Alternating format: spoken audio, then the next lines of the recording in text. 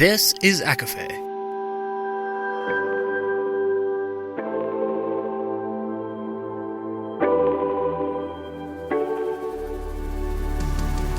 Laura Marie and Jessica Marie proudly present A Court of Fandoms and Exploration, a podcast.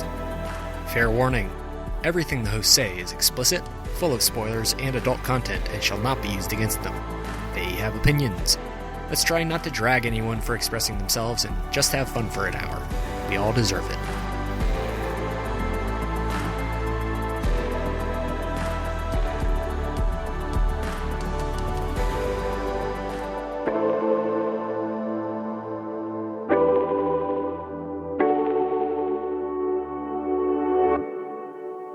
Hi, everybody, and welcome to A Court of Fandoms and Exploration, your weekly deep dive into the YA literature and fandoms that we love.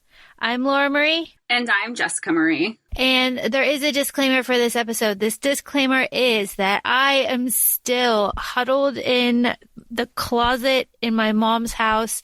I have a completely different setup, so if we sound funny, that might be the reason. The other reason is because we are using a different platform to record this episode, and that is because we have in ACOFAE First a very special guest. We'd like to welcome for today's episode Kaven, who some of our followers might know from Book Talk as Kaven_books. She has graciously, we've kind of been all talking and obviously love all the same things we love. And we love grown women on Book Talk. We love grown women on TikTok, having opinions and having respectful conversations. So here we'd love to welcome Kaven. Hi. Thank you guys for having me. Honestly, I love you guys. No, we're very excited to have you. Thanks for joining us and reaching out and making this an actual thing. Yeah, of course. As soon as you asked, I got super excited. I'm like, I don't know why you guys want to talk to me, but I'll take it. I'll be there. We were very excited. We were fangirling. I mean, it sounds weird. Like, how do you fangirl over this person that you feel like you're friends with, who's just kind of sharing her life with all of us that shares the same opinions? So, right. I fangirl over you too. So it's totally okay. I will never not fangirl over people on Book Talk. You know, if I love them, I'm going to fangirl. So I was excited when you asked me to be a part of this. I love you guys. That's wonderful. So I will have a question just to kind of get everything going. So how did you start making content on TikTok? Did you start out on Instagram or did you jump to TikTok? What's the story there? No, I'm actually not savvy with social media at all. What happened was in 2019, a friend of mine suggested that we read Shadow and Bone. And I haven't read YA in, 10 years. So we did it, and I just got so caught up in the nostalgia and the fun and the opinions and I hate Mal and love, whatever. And so after that, we decided to go to A Court of Thorns and Roses. And so I read that, and obviously I had a lot of opinions. And I remember I joined TikTok in 2020, probably in the summer of 2020, as an adult who had no idea what I was doing on the app. And I remember just making this one silly video about how I wasn't excited that Nesta was getting a book. I had no idea how hashtags worked. I had no idea that there was such thing as Book Talk. And I woke up with 500 likes and I was like, whoa, what's happening? And so I just kept going. And I was like, well, I'm here. That's fantastic. Were you an observer on TikTok initially? You just kind of stayed, lurked in the shadows, watched everything, or were you always creating content prior to that? No, I was definitely an observer, but I did not know that Book Talk existed. So I was just on the homepage, on the For You page, I guess, looking at cats and whatever TikTok showed me until I understood the algorithm. And then finally I found Book Talk and I was like, okay, I'm home. I found my place. I found my people. But up until then, I wasn't doing anything. I mean, for me, it was well, I shouldn't post anything because I had a stigma of I'm older. So who wants to watch a 30-year-old make stupid videos? But then I was like, oh, who cares? It's fun for me. I work all the time. I love reading books. So I'm going to do it. And it worked out. And once you get over that who gives a fuck attitude. It's just Exactly. like, you know what? And if you follow me, if you're a coworker who follows me, whoops, that's on you. Like, exactly. I'm like, well, if someone that I work with or that, someone that I'm in the workplace with, sees my videos, I like books. What are you going to do? Thankfully, I haven't ran into that problem yet. So, and if they have watched it, they're probably doing me a favor and not telling me. I would die. So something else that we were interested in is, do you feel the pressure to create content? If you haven't put a video out for, a day or a couple of days, do you start to feel a certain way about it? And if so, how do you handle that? So I don't think I necessarily feel pressure to put content out there. But I have noticed like comments on my videos where it's like, oh, I'm constantly looking at your page to see if you posted today, or it's been a couple days, Kaven, are you all right? And I'm like, oh yeah, I'm just working. But I don't feel pressure. Usually I don't have like a game plan at all. Whenever I am posting videos, I just start recording myself. And if I chuckle at what I record, I post it. And if I don't, I delete it and put it into the cursed memory section of my brain. So that's just kind of how it works. I feel like there's a little bit of liberation, maybe because I'm older, that I don't really care about the consistency or the aesthetic or the whatever. I mean, if you watch my videos, I'm always just rolled out of bed. There's not a lot of thought in my costume or in what's going on. So I don't really feel like I pressure. I just feel like if this makes someone else other than me laugh, then it's worth posting. And if I can't think of anything, deal with it. I'll post when I can.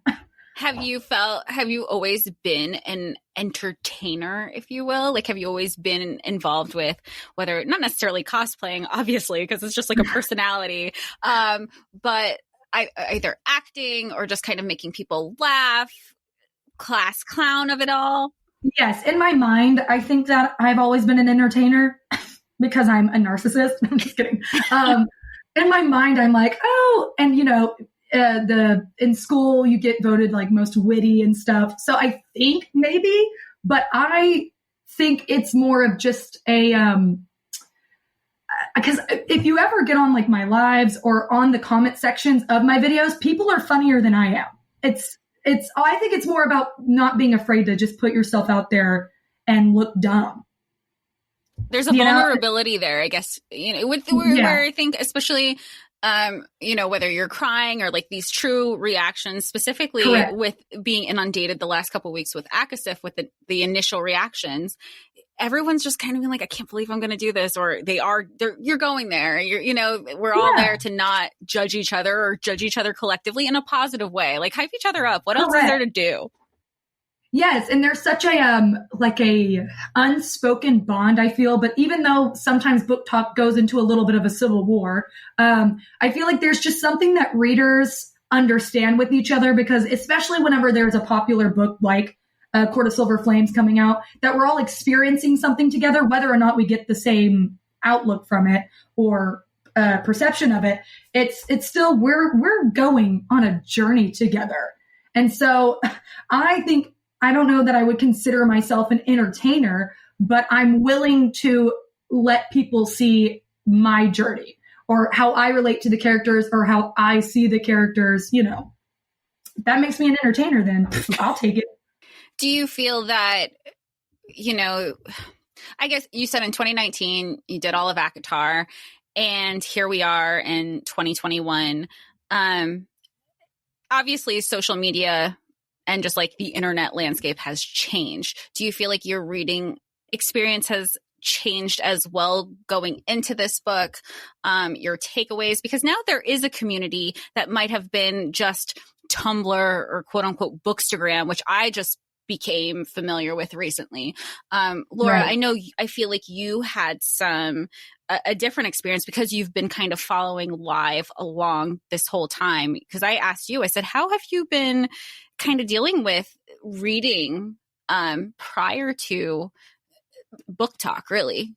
Well, a lot has changed, because when I started this, obviously there wasn't the all these different platforms that I could share on, but also there were a lot of people that I could talk to it about. And of course, all of the drama that we know that went down over Silver Flames really kind of showed me the positives and the negatives of like what it used to be and what it is now. And I don't know, it was a very eye-opening experience, but very interesting as well. For me, it's different because I feel like I never expected to have any followers, like I said before. But for me, I feel like people are paying attention to what I'm saying. And for like back when we were in high school or in middle school, it was just you liked characters or you didn't.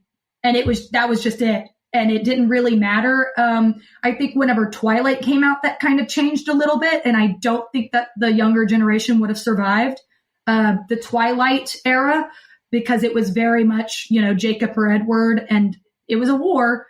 But I think what social media or book talk, I guess, because that's the only place I'm really on, it's kind of scary. It's kind of a daunting thing and experience to put your opinion out there, especially whenever people get so offended by you not liking a character, or if you like a character, I mean, they take it personally, and I get scared sometimes, honestly, like not scared of like their opinion. The power of the internet is a scary place. And so I feel like in that respect, it's changed. Like I could in high school go around and be like, Nesta's a bitch. And everybody would be like, okay, now if I say that, it's a war. It's really a war. And I'm like, oh, what? What's going on, you guys? Are y'all okay? And a scary war at that, because Yes. I had, Laura was the one, she goes, before leading into ACOFAE, she goes, I'm really nervous. And I go, why are you nervous? And she goes, the internet is going to be brutal. People are going to go start attacking. So I took a step back from TikTok that week because I knew I wanted to finish Silver Flames. I didn't want to be spoiled. I know some people were going to put out their opinions. Some people weren't. But then to come back on, she goes, no, there's been death threats. Who has heard of death threats over characters in a book? Like it's crazy because I thought the death, and I don't know, I didn't really look too far into that, but I thought it was because people were buying Sarah Jane Maas books and that she's a problematic author. And I just think, I believe that there needs to be more diversity in books and it needs to be more inclusive.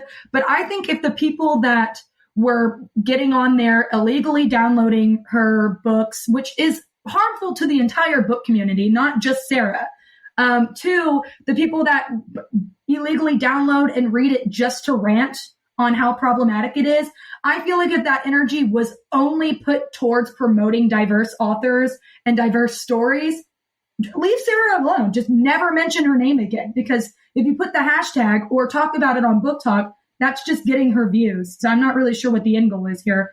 But I feel like if you really feel that strongly about it, just promote diverse. Show me books to read. I'll read them. I would love to. But whenever it's just people getting personal and sending out death threats because someone likes an author, yikes. And it's counterproductive, right? I mean, I would think so. Not that I understand people want to educate others saying like this particular author is quote unquote problematic. But like you said, if you're only focusing on the one, well, why aren't we shining a light to the people who aren't? Correct. Give all the energy to them, give all the energy to them. Just show them, tell us how good the books are, review it. Then I would probably follow all these people. Honestly, if it wasn't just a bash fest, I would be like, all right, let's see some new authors. I love it. But no, it is what it is. And it is a crazy thing. Right. I think that's a good transition into actually like your thoughts, Kaven, about everything. So tell us, like, have you finished the book? How are you feeling? Has your opinion changed? Okay, so I have finished the book. Yay. Yes, I finished it a couple days ago. I'm just posting my reviews like one day at a time, though. I have made a full like synopsis review of the book as well that I plan on posting. But I got like a Google Doc. Yes, of course. Link in the bio. So I gave the book 2 out of 5 stars. I also realized that this is a book not written for me. I am part of the 0.1% of people on Book Talk that never related to Nesta. So Nesta wasn't a character written for me. I'm not going to share her thoughts and her process of going through things. So it's not going to reach me like it does to other people. I think that there was a lot of issues with the book. First being, I did not feel that there was any accountability at all, which bothered the living shit out of me.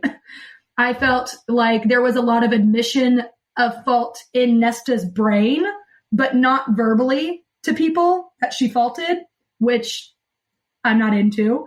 I thought some of the advice given in the book was painful to read because it was so counterproductive to someone who's healing. And then my biggest qualm with the issue, believe it or not, was the spice scenes. I enjoyed the spice scenes on their own, separate from the story, but they made no sense to me. And this is why. Everyone in the inner circle is aware that Nesta uses sex to distract herself from her pain. None know this more than Cassian. He literally goes and gets her, and there's a stranger crawling out of her window.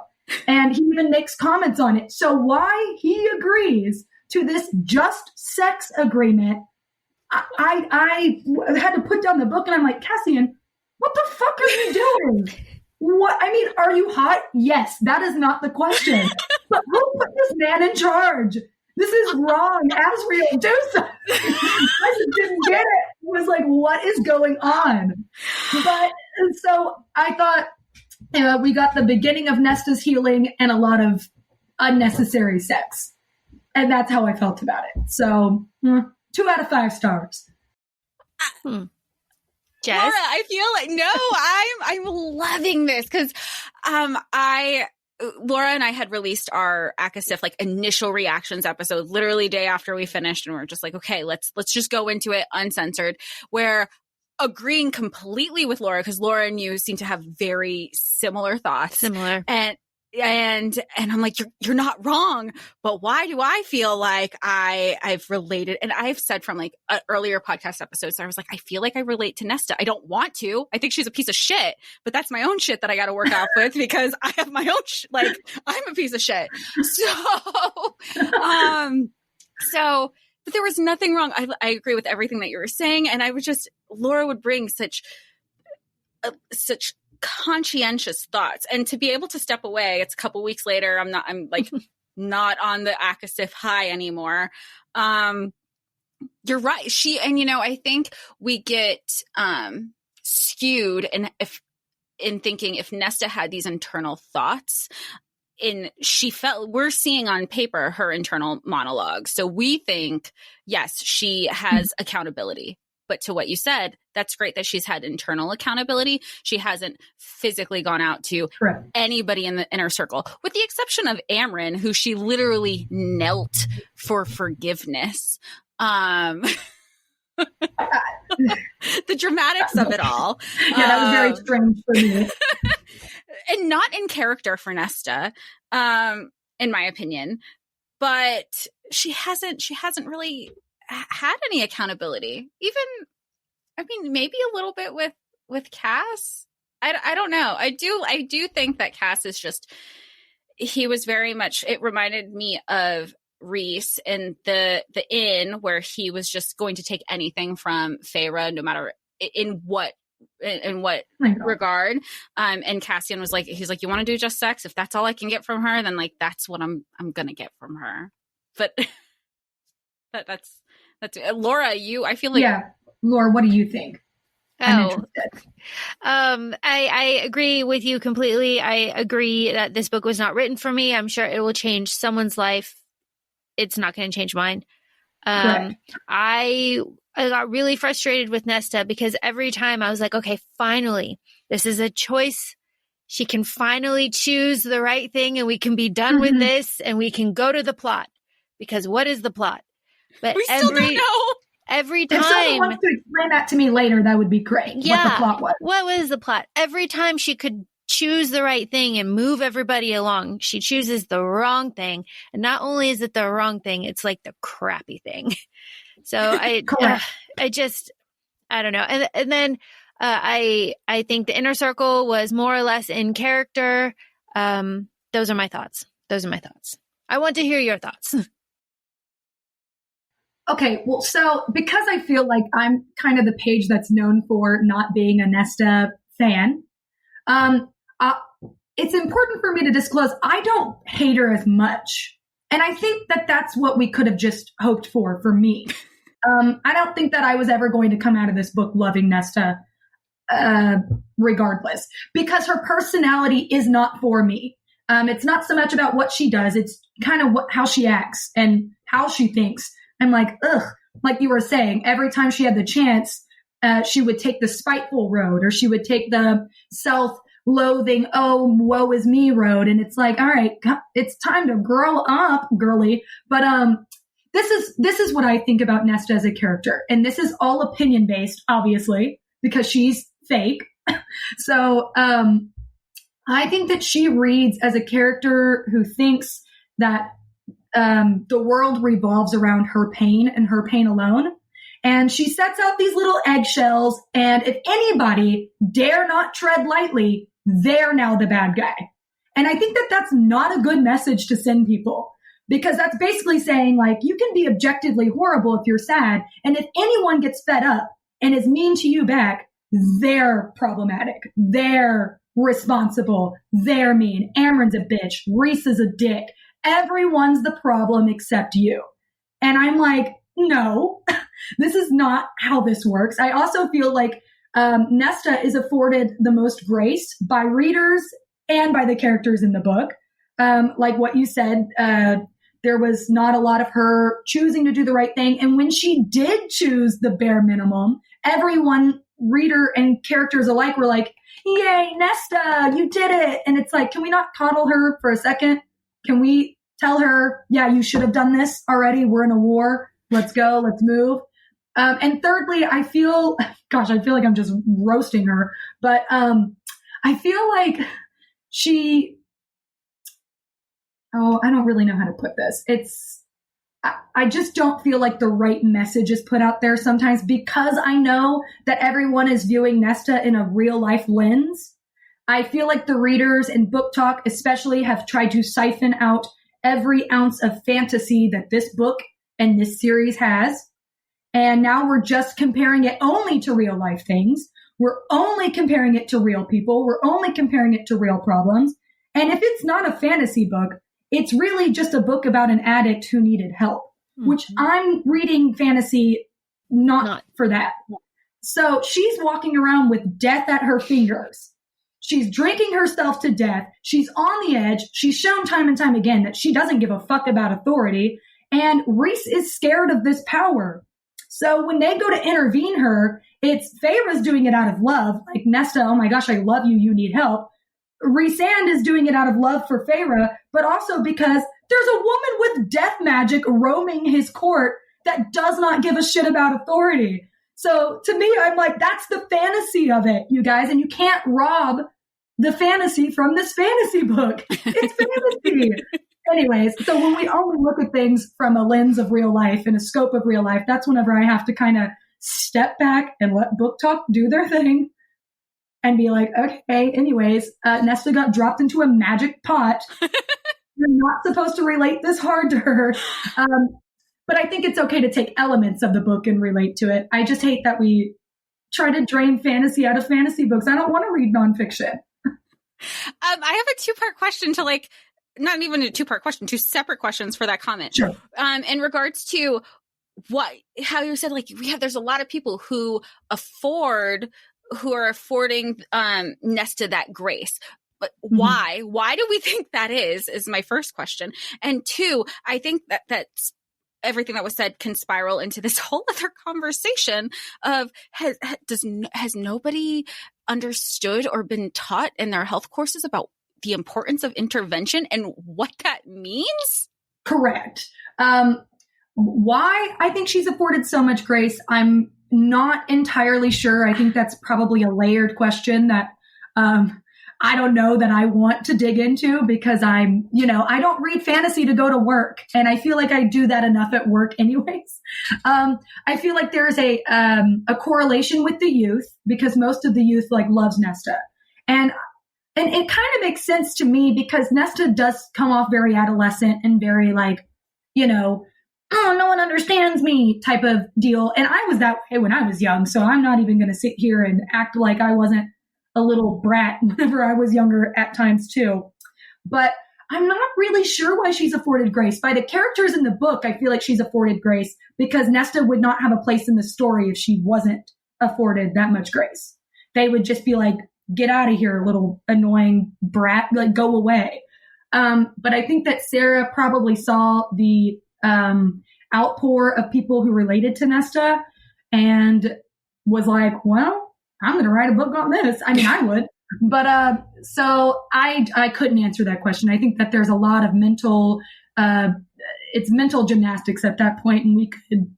I think it's because people hold her, specifically Nesta, under the lens of real life for whatever reason.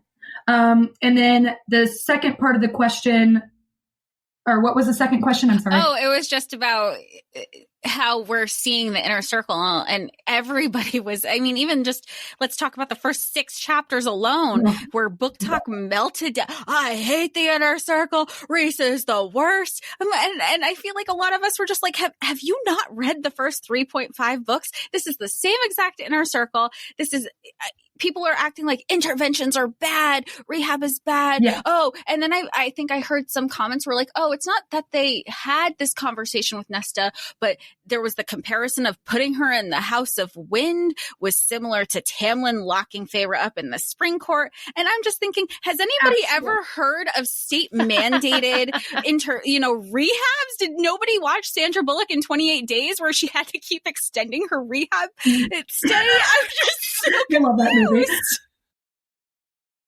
No, this is how I feel about the ACOFAE series in general. I feel like I read different books than the majority of Book Talk. I must, because I caved. The first 6 chapters got leaked or something, I don't know. And everyone was, oh, the inner circle, she told y'all they're terrible. So I'm like, obviously they've committed genocide and I need to go read immediately. So I did. And I remember just cackling. I was like, there is no way this is what everyone's so pressed about. I'm reading a different book. I have to, because they're doing like I said before, it's not real life. It's fantasy and she has death magic. And she doesn't know how to control it. She doesn't know what it is. No one does. And it's in Rhysand's court and he's scared of it and she hates Rhysand. So Rhysand at that point could arrest her or throw her out and I would have felt that it was justified. That's his court. So anyways, and then 2, I don't know. I saw a lot of comments and I don't want to make anyone feel like their opinion is not valid, but it was like her having to choose between the mortal realms and the House of Wind was traumatizing, and her boundaries and this and that. And I'm just like, who gives a shit about Nesta? When did we all collectively decide that this universe revolves around this one character? I don't understand. If everyone else is seeing a problem in one person, and the one person is like, what are you talking about? I think that we have to look at the common denominator, which was Nesta, and try to use level heads and go, well, she has objectively been horrendous to Feyre, to the inner circle, to Cassian, even though she was in love with him since they met. And she's literally drinking herself to death. If that's not a cry for help, I don't know what is. And whenever they were given I was like, they were nice enough to even give her options. If it was my court, I would have been like, I don't care where you go, just go away. So you're not going to roam around with creepy magic and not respect the people who have provided for you and are letting you live here. So. And it's interesting because I feel with Nesta, to go back to earlier conversations, it's just people are relating her to real life. And here we are trying to read this fantasy. But even if you want to equate it to real life, everything, all her choices are a form of escapism. The drinking is a form of escapism. The sex is a form of escapism. I get that everybody has their own ways of processing things. However, you can't, it's so, where are people separating it? And then if you're picking and choosing what you want to give her allowances. I don't know if I'm right in saying that. And of course, there's different ways to cope, but there are unhealthy ways to cope. And it doesn't need to be praised or validated. And I got this a lot early on in my channel whenever people were like, oh, well, you can't, compare people's coping mechanisms. Yes, you can. It's called peer review. And two, I'm not saying that she doesn't deserve some kind of empathy from the trauma she's going through, but that again, she's not real life, but if we're holding it to the lens of real life, that's called enabling. So if the inner circle didn't do anything, what was the end goal here? We just let her for 500 years drink herself to death and have sex with strangers, which she's obviously not happy about. If she was loving her life and was having a hot girl summer, listen, I was a little hoe. I'm for it. I'm like, yes, queen, go have sex with all the hot fae you can. I'm with it. Obviously I like a good drink, but she was spiraling. She was spiraling and she always had an unhealthy way of coping. But it was, amplified after the war and after more PTSD and whatever else it was. So she pushed away people that loved her and were trying to help. And at some point we have to be honest and say, if you push people away, it's not their fault when they leave. They're not bad people if you keep pushing and they leave. Which is, Laura, I know we've talked about this on the ACOFAE Reaction episode.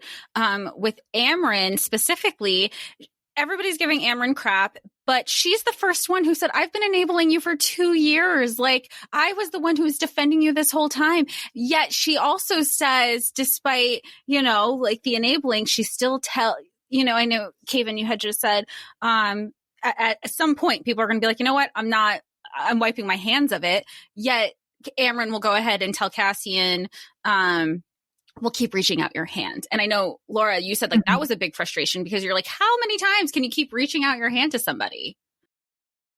Correct. Yeah. And also, just another comment on the timeline. So she's been doing this for 2 years straight, we think. Yeah, I think more it's than about that. 2 years. Give or take. Ish, yeah. Yeah.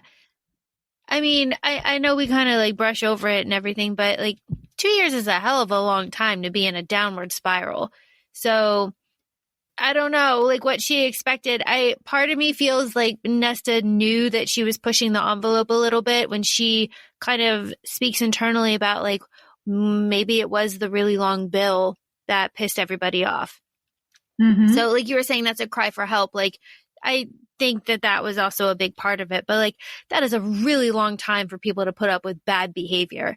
So correct. And I see a lot of comparison of, Cassian said that he took 10 years or something to get over the trauma of him going and ransacking a village or whatever it was. And to which I would say, yes. And that wasn't good. They should have stopped him.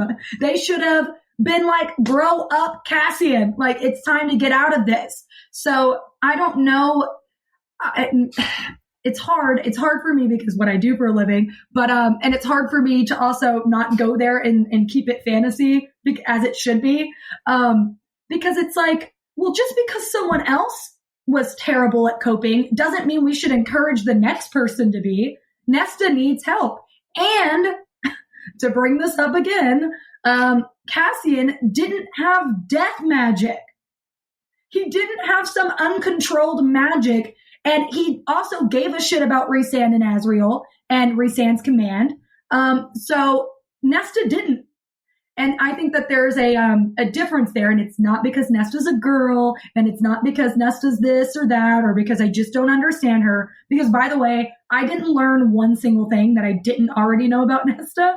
So I'm not sure if I was supposed to, but I kind of figured everything are out beforehand. But I just think whenever people use that as the excuse, it's like, but that wasn't right of Cassian either.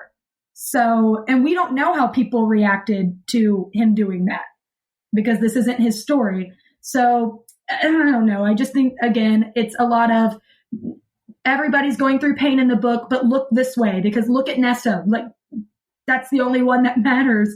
And I just kind of was over it before it started. Well, that is a really good way to kind of touch on the next topic, which is Azriel. And we know how you feel about Azriel, but how yes, that's my baby. do you still, I love him too very much. Do you still love him as much now that you have, I am way more in love with Azriel. Yeah. He really was the king of the story. Every time he was on page, I was like, this man is my life. I also read the bonus chapter. I guess I read a different chapter than everyone else because I'm not sure what the hell everyone's problem is. Leave my man alone.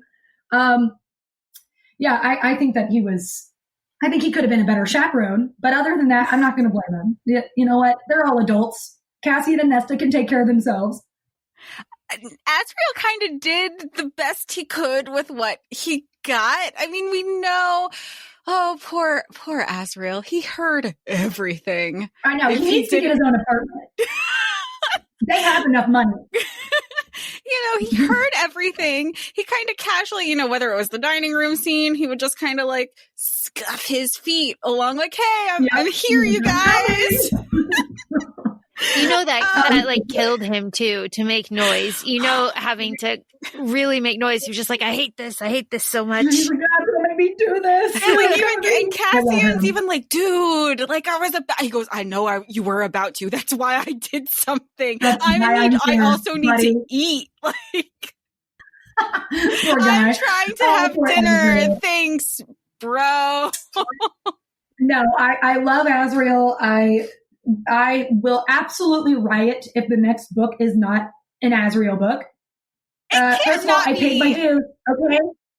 Okay, I paid my dues. I read a Nesta book. Okay, where I did my beautiful job, and it's my turn.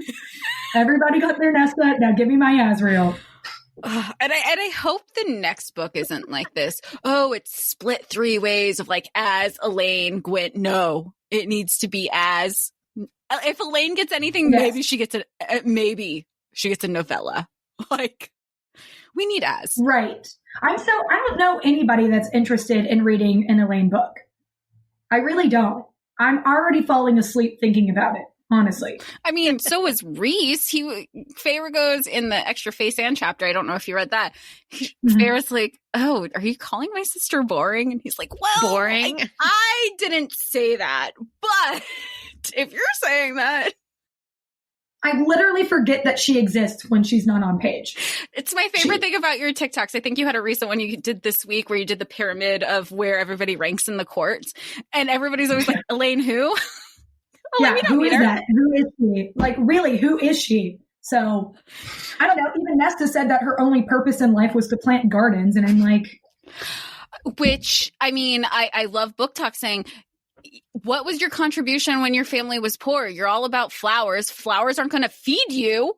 It seems like the obvious choice would be like food, plant food. I mean, even plant rosemary, do something. Listen, Elaine is just I get a headache even. Nesta is like a bitch. So at least there's something to talk about there. Elaine is, it's like a wet napkin. What does she contribute to the story? Nothing except rage in me. Fair. What are some of your theories going forward? Oh, I don't have any. I have hopes and dreams and nightmares. No theories. My nightmare would be that Azriel and Elaine get together. If that happens, I will never speak of this series again. I will delete my page, start over, become a nomad. I don't know. Travel the countryside, staring off into the distance, wondering what could have been. My dream and my hope is that Gwen and Azriel get together. That's the first character that's ever been introduced in the book that I would even consider with Azriel. And I think that the way his shadows react to her is just the cutest thing in the whole world. And I don't want his shadows to go away. And I don't want him to be like this light, like guy, because he's not. He's dark and ominous, and he's got some past shit and shadows that are a part of him. And I want him to be embraced and sing and play. Oh God. Okay. I love Gwen so much. Gwen and Azriel. That's my dream. I also want an evil Elaine because I feel like that's the only thing that would even make me slightly interested in Elaine. And I think Slim Jim Joe had a theory that was just like so chef's kiss about how Elaine is like feeding information to Grayson and playing our boy Azriel, because if you can play one of the highest up in the Night Court, the Spy Master, then you're a pretty good villain, which would be out of character for Elaine, but I could see it. Or is it out of character from what we know? Because Correct. I know you haven't read Throne of Glass or Crescent City. And even now, and Laura, correct me if I'm wrong, because I feel like you're our Sarah J. Maas expert.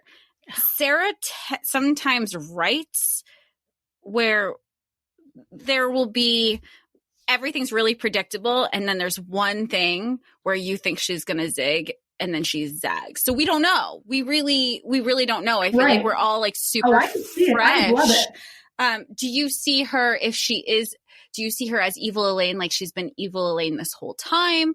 Do you think she's going to be evil Elaine and then she turns good? Because there's so many theories between like even her and Lucian. Like Lucian takes over the Spring Court, and so we just never have to hear of Tamlin written into anything ever again. Poor Tamlin is just a dog walking around. Like everyone else is coping with their trauma, and Tamlin's over here just like, grrr. And I'm like, okay, Tam, poor thing. So I think that Elaine's always been evil, but not in terms of villain, just a little person who does nothing to contribute. So that's pretty evil to me. But I think that she actually resents being a Fae more than Nesta even did, because Nesta just felt like she didn't belong anywhere. So she didn't really necessarily like being a mortal or a Fae until she learned to like love herself. Elaine had things going for her in the mortal realm. And Grayson, and obviously we know that the mortals hate the Fae, and none more than Grayson. So I think whenever Elaine became a Fae, not only was she super resentful, then she was claimed by a Fae. So not only was she taken away from the man she loved, now it's like, and you're destined to be with a Fae. So I think that she always kind of had like a little maniacal thought process going on of like, bet, like, take this away from me, I dare you. And I think that it would be the smartest thing for Sarah J. Maas to do is to make her evil, because it would make sense with her character kind of just being like blasé and kind of over there, not really paying attention and rejecting the bond and this and that. If she was playing, double agent, then it would make sense. And I would like that. And I'd be like, okay, Elaine, touche. But I just, if she writes her with Azriel, I am just going to lose my mind. It's interesting you bring up the reminder of, yes, she was the one who lost out on everything the most. And also that Lucian is staying on Lucian, Vasa, and Jurian are all staying on the property that her ex-fiance was essentially like bequeathed them and said, hey, you guys can stay here. So there's still a connection with her ex-fiance and her Fae mate. Correct. Which is weird, but whatever. All I know is that Lucian deserves better. Lucian has been handed the most L's in this series. And a lot of people say that he's useless. No, Lucian is a sleeper. Lucian has connections to the Autumn Court, to the Day Court, knowingly or not, to the Mortal Realms, to the Spring Court, to the Night Court.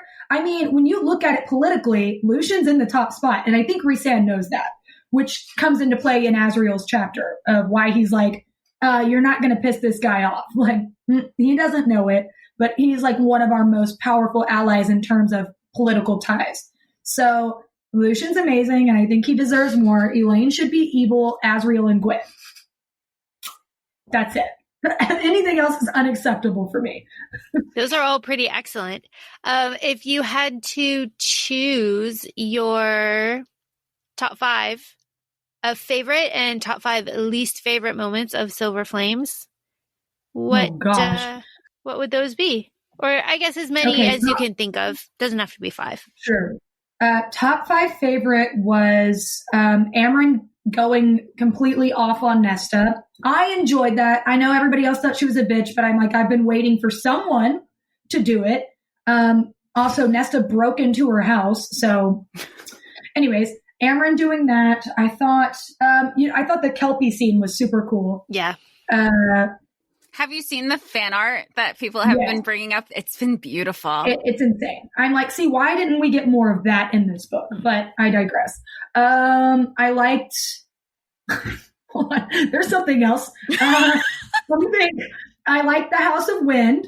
Hey, we love the house. I thought the house was pretty cool. And I liked, I thought that Nesta was funny. I really did. I mean, I don't have to like her. I thought that she had some good bazingas. And then I liked everything that Asriel did.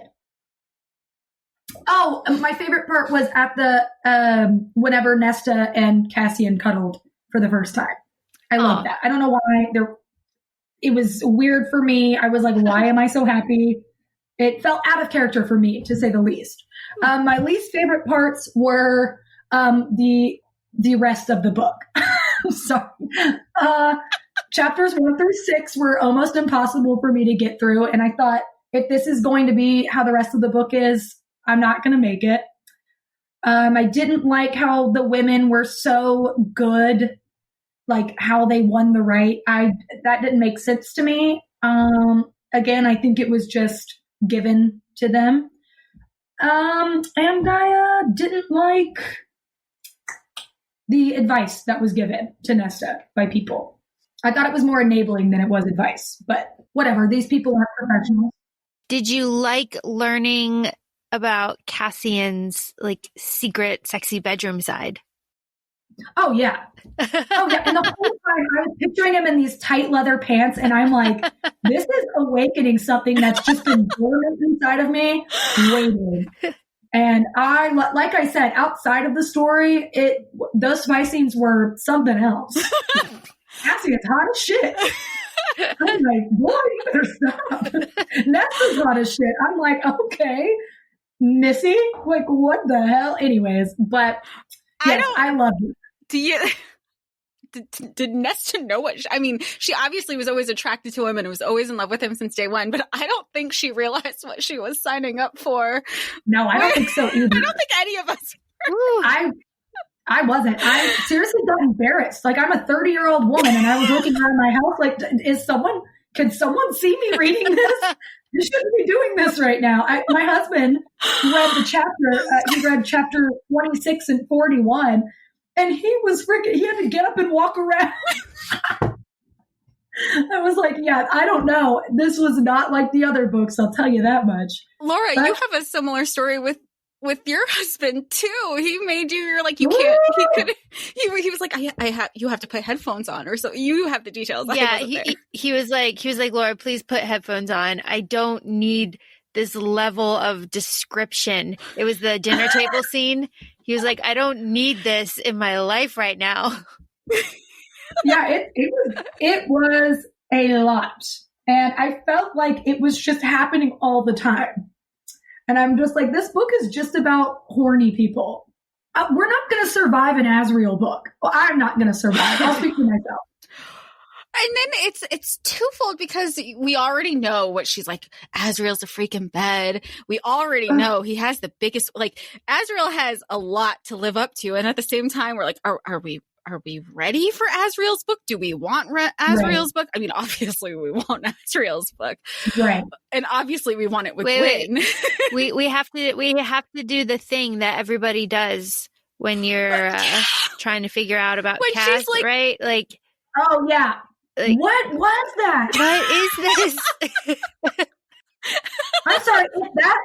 If something like that ever comes at me, I'm out. I'm running. I'm calling the authorities. I'm like, no thanks. I choose life.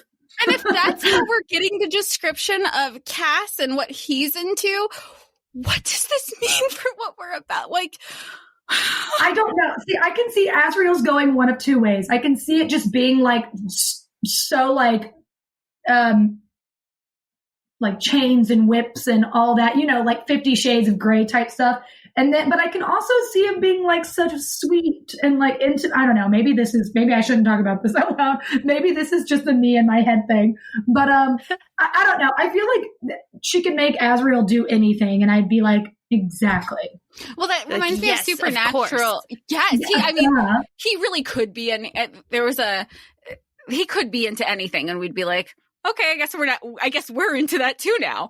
I guess that's my new thing. It reminds me of, have you watched Supernatural? No, I have not. I've only watched the first 2 episodes, but then my friend told me to stop watching it because it ended terribly. Oh, I don't know how it ended because I'm in denial that the series ended. Forget that I said anything. But overall, there's this depiction of Jensen Ackles as Dean. He's like the harder brother, and then Sam is the more like lighty, like he's just kind of flighty a lot sometimes. But in regards to their sexual bedroom habits, it's Jensen Ackles Dean, who is like the soft one, which nobody expects. And it's Sam, the soft one, who's like really into, not so soft stuff. So, I mean, that makes sense in regards to Azriel. It could go either way. Yeah, we don't know. I can see that. We don't know. We'll just have to leave it up to Sarah's mind. Oh, boy. I mean, she gets distracted. I've seen a couple of her lives where she talks about Az and she goes, she gets distracted because she's going down her own rabbit hole of Azriel.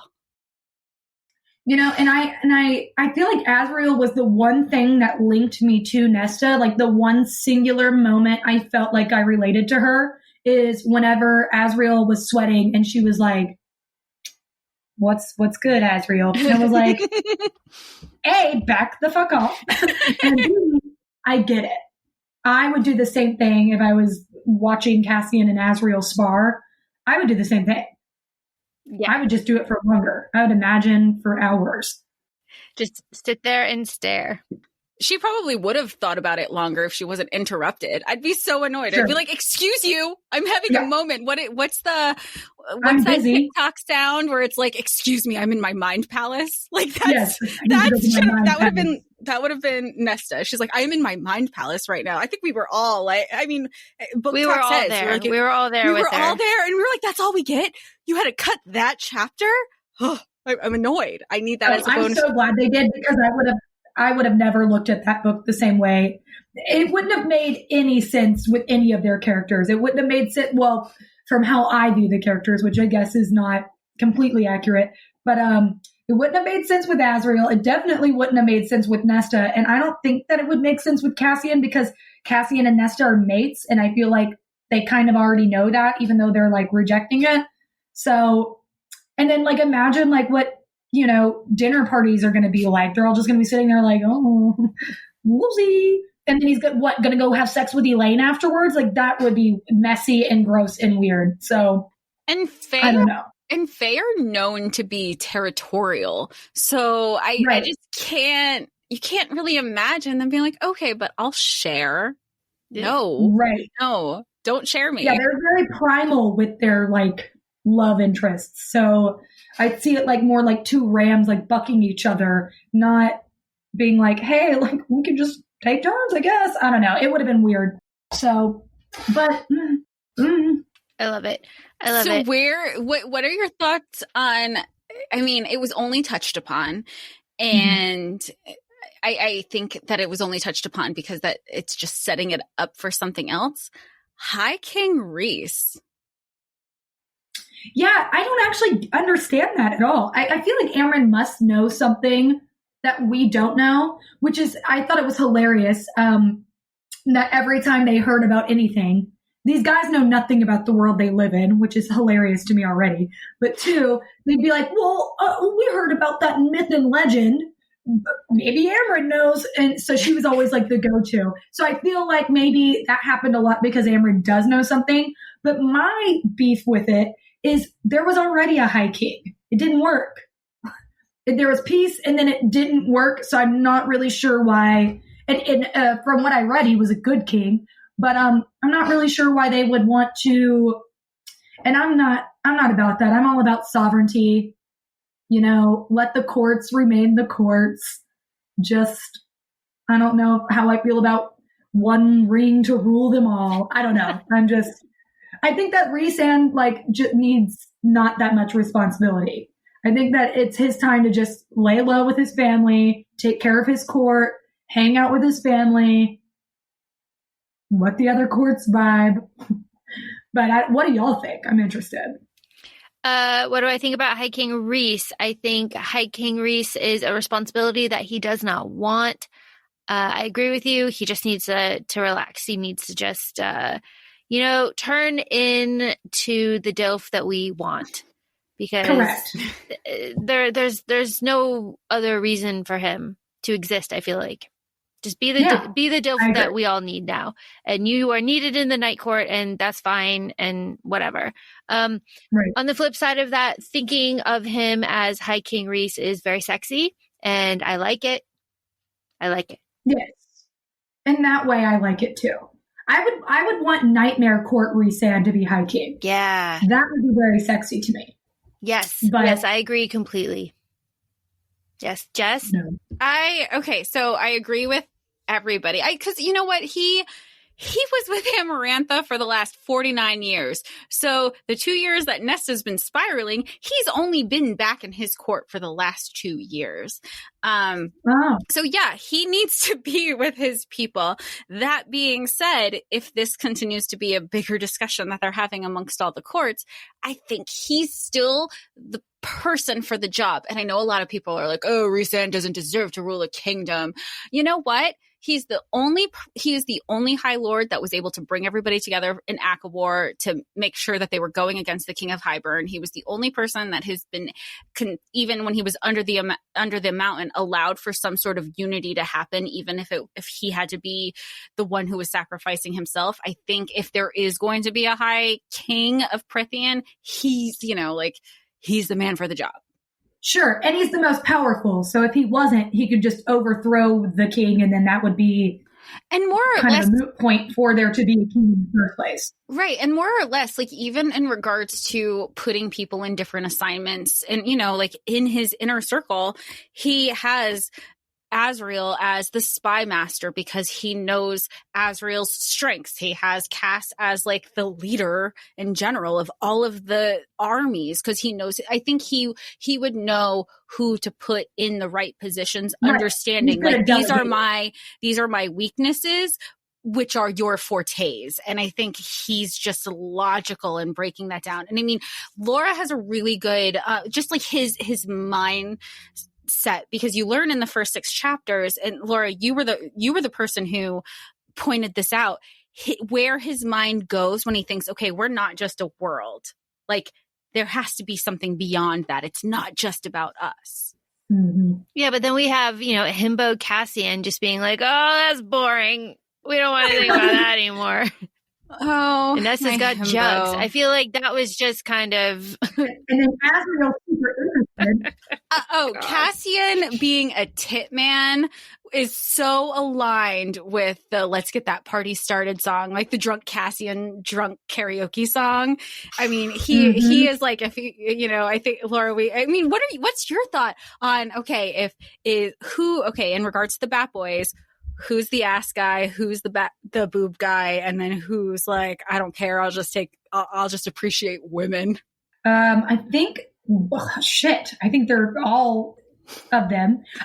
Something that really bothered me though, and I'll just do a little preface with this, is that Nesta was all malnourished and skinny, and Cassian was still admiring her ass, which I wasn't sure how there was an ass there if she was so sunken and so I'm gonna just say Cassian was the ass guy. just because you got to really be looking. You know, if someone's like dying over there and you're like, oh, that ass though. So, and I feel like Rhysand could be a tits guy, mostly because, you know, Feyre's dresses are very revealing right here. So he's, you know, and he always does the little circle the nipple thing with his finger.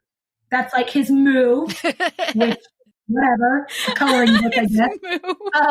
So I'm just going to like give him the tit trophy. And I feel like Asriel is just like, give me all of it. Give me any of it. Give me anything, please. So that's what I feel. Oh, Fatty Daddy Azzy, we love you. Like We collectively, do. if you're not, if he's not on your radar, then what are you reading? I agree. For real. I agree. Speaking of reading, Kaven, are you reading anything in the future? What are your future like reading plans? Yeah, so I'm tandem reading The Bridge Kingdom and Cruel Prince. I've never read Cruel Prince before, so I'm getting into that whole fandom. And then I have my book club, the Sisterhood of Velvet Steel, and we are starting Crown of Midnight on Thursday. Excellent. Which we put Throne of Glass on hold because it's a long series to read A Court of Silver Flames, because we knew book talk was going to be all about Silver Flames and we didn't want to feel behind. So. And your book club, which has the most fantastic name, of course. Do you want to share a little bit more about your book club? Like, is it traditional? No, we actually just started it. It's at Bumblebeezus and at I Am Arcana. And I don't know if you know them, but at Bumblebeezus is legitimately like one of the most beautiful humans to ever exist. And everything she does is perfect. And then I Am Arcana is literally the most talented person. She sings and puts out music videos. And then I just drink and crack jokes.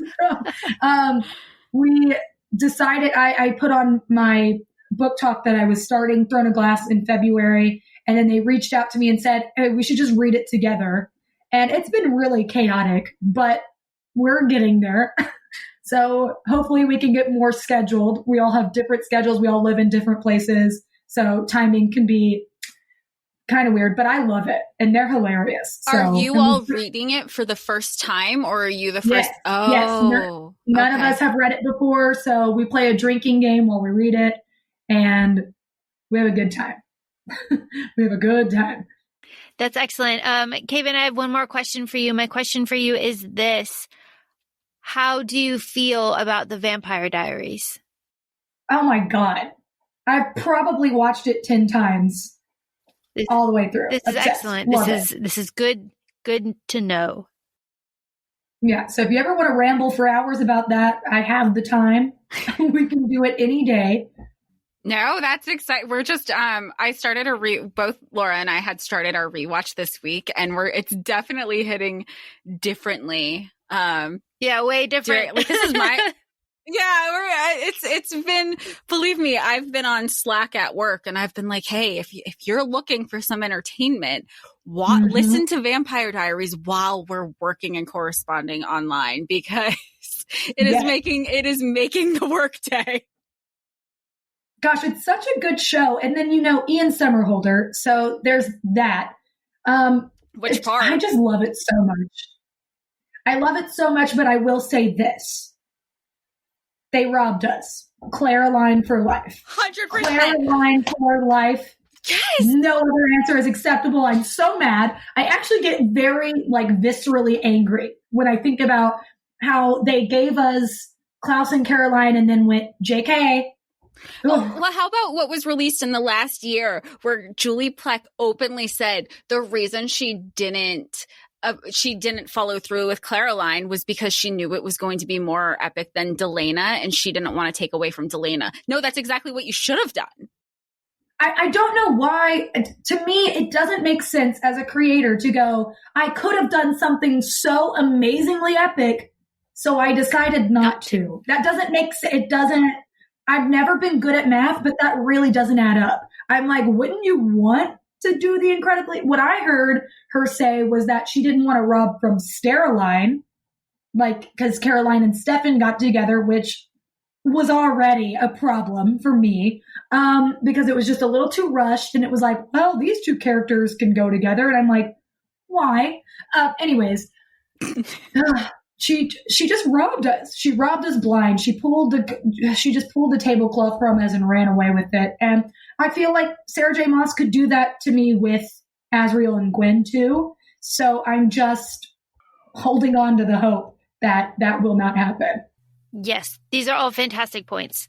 I have made all of my points. Jess, do you have points to make? No, I think we've kind of covered a lot of the stuff that we wanted to cover. We haven't really talked on Eris. I don't know if anybody cares. I mean, that shows you the priority of where Eris and Moore and everybody are, where we are with them. But I feel like Eris is a lot bigger of a deal to everyone else than he is to me. I'm just so completely indifferent. I picture him as Rumpelstiltskin. I mean, I just don't really care. That's probably a me thing. Every time he was on page, I was like, I don't care. I don't care if you're good or bad. Like, I just don't care. So I'm sure he's a lovely guy. He's got a lot to offer. Just not really for me. I don't know. And Moore, thoughts on Moore? I mean, she's barely in the book. Yeah, what was that? I thought that there could have been such an interesting dynamic between Cassian, Moore, and Nesta. And, because like we talked about, mates are very in like primitive stages when it comes to territorial and like all that kind of stuff. I felt like it could have been, and Moore and Cassian are very territorial over each other too. Not because they've slept together, but because they've been besties forever. So I think that Moore has the capacity to be a bitch that gives it back to you. Like, her and Nesta could have gone tit for tat a lot. I just feel like it was kind of a cop out that she wasn't there. However, I do not believe that she was off signing some treaty. It would not have taken Moore that long. I just don't, I mean, there's not really much to dive into with Moore, but to make it seem like it was she was going to have more of a prominent role because the way she was written in the first 6 chapters, and she was just sunning herself, and her and Cass just had like a friend's lunch date, and then just kind of, she's off doing the treaty, which I think that she is doing the treaty. I think there's more work there. I think, that's definitely like something that was just kind of crumbs to set up for future books. It just seemed like you didn't need to write it. That was just wasted space that could have been for something else. Correct. I felt like the whole book should have just been a novella, but I don't feel like enough happened for it to be as long as it was. Sure. What's the plot? We still don't. Again, if someone would like to explain it to me. But I will say this about the ACOTAR series. I've never really been 100% sure what was going on ever. I think that the villains are like cartoon villains. They don't really do anything. I thought that the sorcerer, I still stand by the fact that I think that Nesta, what's his name? Koschei? Yeah. I'm going to call him KJ for the sake of myself. I still stand by him and Nesta should have been mates. And that would have explained her garbage personality when the first book came out, and why she stole death, why it's always been attracted to her, why she's always haunted by it. And then that Cassian and her were not mates. And at some point in the story, she should have been taken by KJ and kind of been a little bit bewitched by him and a little bit like attracted to not maybe him, but to death itself. And since Cassian has a problem with abandonment and feeling not good enough, her choosing Cassian over her mate would have not only full circled Nesta feeling like she doesn't have control or choice, it would have full circled Cassian feeling like he was good enough to be the choice. And I think that it would have been a cooler plot to like watch her and death, like almost take over the world, but then her get pulled back by those that she loves. But whatever. So I thought he was cool. But other than that, I never know what the plot of the ACOTAR books are. You could make something up and I'd be like, oh, that's, yeah. And I've read them twice. So who knows? Oh, good to know. Well, that makes me feel a little bit better because, whoa. Yeah. Like what was Cassian doing in the spring court? What were any of them? Like someone needs to answer this. I don't know. Sneezing. Sneezing. That was it. Wait, don't you have and then they left. Nothing happened. They just went there and then they left. I'm like, that was their meeting grounds, I guess, because they didn't want to be found, and Tamlin wasn't really. I don't know. I just know that you made a TikTok about Tamiflu. Yeah. That was the extent of the allergies. Yeah, that was it. It's just poor Cassian. I thought it was hilarious. I thought it was a nice touch. I love Cassian. He became my number 2 this time. I love Cassian too. I love everyone except for Garden Hose. I don't really like Nesta still, but whatever. She's fine. She's there. And I don't like Eris, but I'm indifferent to Eris. He could have not been in the book and I wouldn't have known. Sure. Who are your top 3 characters? Oh, Azriel, Feyre, Rhysand. Always. Those are my top. Azzy will always be number 1. Feyre number 2, because the whole keep reaching out your hand. Feyre did that from page 1 of A Court of Thorns and Roses and did not stop the entire time. So has she annoyed me before? Have I been like, Feyre, what are you doing? Of course. But I just think that that's the kind of stuff we should praise is like, look how, anyways, I'll not get into that. And then Rhysand, that's dad of the house. And no one's going to be Faysand for me. They started this. That's a good point. I like that a lot. I like that a lot. And I like the point that you brought up of that she never, since the beginning, and I think we forget about it because we kind of like put on the blinders when we have to go through a reread in regards to ACOTAR for the first book. Even on her deathbed, as she's giving her freaking Breaking Dawn birth of Nesta like pleading with her sister to like still just kind of survive through it. Like Feyre's like, I forgive you. Like the whole time she's like, it's okay, it's all good, we cool. I'm like, what is it like to have such an awesome, forgiving, loving sister? Honestly. And everybody's like, yeah, Cassian kept holding out his hand. I'm like, put some respect on Miss Feyre, who's been putting out her hand. She never retracted it. It's always just been out. I'm happy that Nesta found her sisters. I'm a little bit sad because everybody's like, see, Nesta just did what Feyre did. And I don't agree. I don't think that Feyre had love from her family. So she found one that loved her. I think Nesta had all the working parts in her favor. And it kind of felt weird that she found a family and was able to love them, but not the family that loved. I mean, whatever, to each their own. Because I love Gwen, Emery, I love the girl gang. But yeah, I think that Feyre's, and then dad of the house, like I said. And I don't think that order will ever change, but Gwen could start going up. We don't know.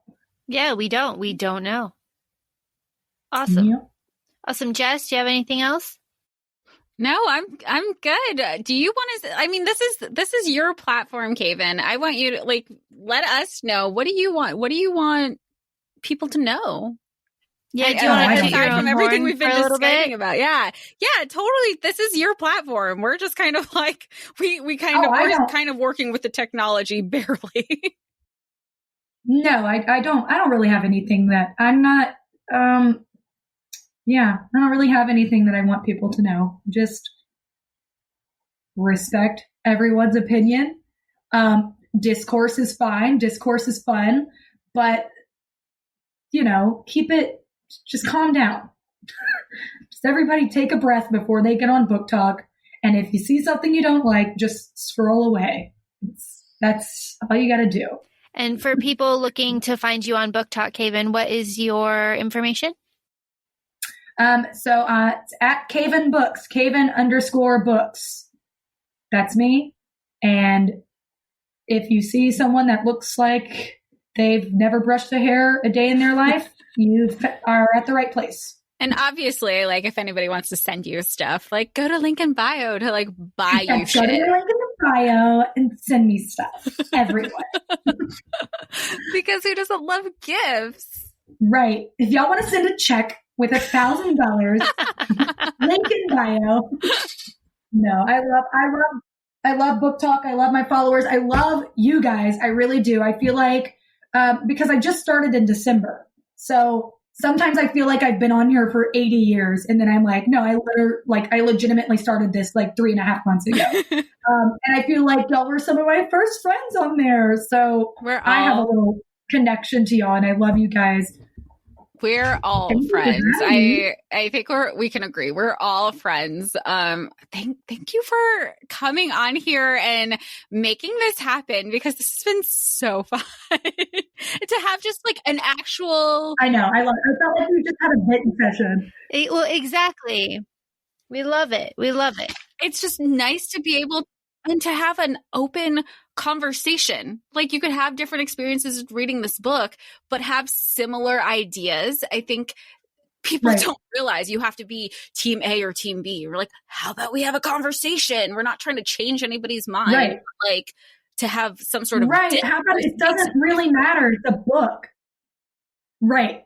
That's how I feel. I'm like, who cares? It's book characters. Like, I am so, is everyone okay? Go outside, breathe in fresh air. It's going to be all right. But, you know, it's a love-hate with it.